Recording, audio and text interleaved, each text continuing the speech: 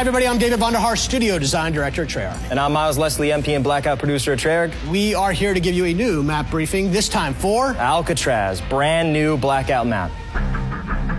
All right, let's jump into it. What's Alcatraz all about? Alcatraz is a small island, and that means super fast-paced, frenetically fun fighting. And our Zombies players might recognize this, but we've handcrafted Alcatraz for the Blackout experience. What makes Alcatraz special and different than the core Blackout map? So as an island, we've got 40 players in a quad configuration, so that's 10 teams battling it out, but the other big thing is respawns. What respawns mean here, while similar to Hot Pursuit or Down But Not Out, is that they're on a timer. Every 30 seconds, up to 5 times, you can redeploy back into this game.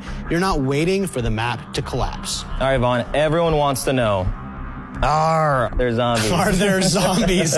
So, listen, it's Alcatraz. You know, there might be some zombies over here, over here, over here, over here, over here, over here. I don't know.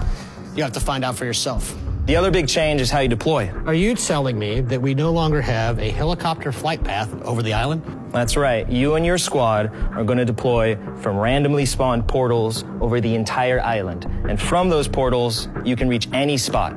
And when you land and start looting, you might notice some other surprises. Alcatraz has items in all the kinds of places that you might expect, but what makes this special is the idea of the weapon wall buy. At these locations, you're guaranteed to find a new weapon every 30 seconds. Great way to be successful once dropping in. Learn those wall buys. It might save you. Even though Alcatraz is a small island, it still has plenty of destinations. The main one, of course, the cell house in the direct center of the map. A lot of fun comes from the decisions you have to make, especially after you land. Let's say you land ruins, for example, a lot more open, got some decisions to make. Do I go high and get to the verticality towards the cell house, or do I weave my way through the parade grounds towards the cottages? This is where my strategy typically picks up. I like to grab a building, loot it all, lock it down, find my teammates, and then plot out the next move. I love you, Vaughn, but that's just the wrong strategy. What I like to do here is get up high, take the lighthouse, own that, get in the cell house, and just lock it down. I used to love you.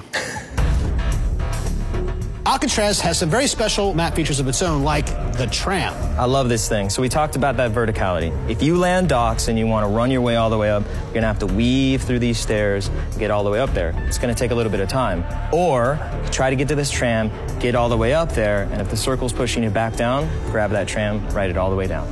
Let's get a closer look at the most iconic of buildings in Alcatraz, the cell house. Now, this building is huge, and there's so many different ways to land on it, around it, and get into it. It really can suit your different play style. My favorite thing in all of Alcatraz is this view right here. This long-range interior stacked combat is extremely satisfying when your squad can take over the whole cell block.